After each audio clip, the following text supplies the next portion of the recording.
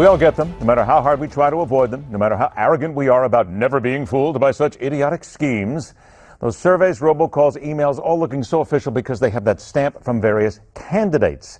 They all seem so official, they sound so right, yet at the end of the day, they're just using the current landscape to separate us from our money, just like the real campaigns, only this cash is going into the pockets of people who know exactly what the American public will fall for, and they do it every day. Let's dig into the facts. Welcome back to Chairman and founder of Identity Theft 911 and Credit.com, former director of the New Jersey Division of Consumer Affairs, Adam Levin joins us once again. Good to see you, Adam. And I'll tell you, I knew we were going to get here eventually because we've talked about scams before, and I've been inundated with these at my own home right now. Here, vote for the candidate, give me a poll. I hang up on these people right away. Is it not fair to say that we are now as a nation being inundated by political scams, and for some reason people fall for these more than any other? No, absolutely. We're also being inundated by political campaigns offering corn dogs. But beside that, look, the reality is that there are four kinds of scams that you will encounter this year, and that's why you have to be careful. The first is the donation scam, where you are contacted either by email or phone, asking you to give a donation to a candidate or a party. And, you know, in the old days, it was okay. But today, with all of the phishing scams and the phone phishing scams, you really need to be extra careful. So don't click on links. If you want to contribute to a party or a candidate, go to the official website. Make sure there's an HTTPS on the website, or a lock as well. If it's a phone call, get the information, independently verify it. Don't give financial information over the phone. Don't give personal information over the phone. Be smart. If you want to take a check and bring it to the campaign headquarters, that's fine too. Adam, why are we here talking about this? And I say that with a smile on my face because you and I have done this before, and this is all common sense stuff. And we continue to tell people, yet we even have the Tennessee Department of Commerce and Insurance getting involved right now because they are inundated in Tennessee. Why do people keep falling for the same stuff over and over again?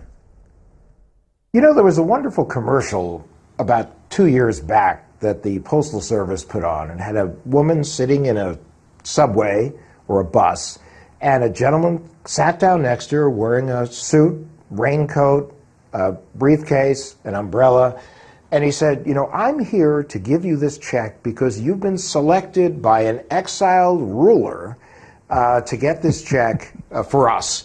And she gives him this strange look, stands up and walks away.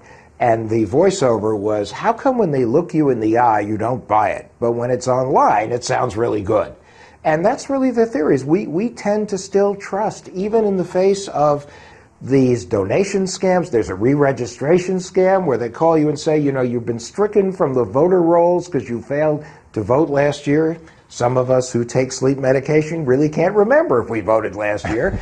But you don't give them your information over the phone. Contact the elections board, you know, and do whatever they suggest you do. And if they ask you to, you know, confirm who you are, that's a different story because you're in control of the conversation. Survey scams, love this one. They call you arguably to do a political survey and say, we're going to thank you for doing the survey by giving you a gift. So they ask you the questions on the survey, you finish the survey, and they say, now, you know, there are going to be some taxes involved, and there's going to be handling charges involved, so we just have your credit card. No political survey will ever say they're going to give you a present for asking their questions. On the last one, which is a good one, is vote by phone. You'll be contacted. Someone will say to you, you can actually vote by phone. New state law. There isn't any. You can't vote by phone. You might be able to vote online in the future. Some states are experimenting with it. Not yet. You can certainly do an absentee ballot by mail, and there are guidelines that elections boards will tell you what to do. And you can certainly go in person and go to a polling place. No voting by phone. I don't know about you, Adam, but I have lost $50 million recently in two Nigerian prince folks who have contacted me and told me that I've won this money. All I had, $50 million sitting there. I feel terrible every day. Is it not fair?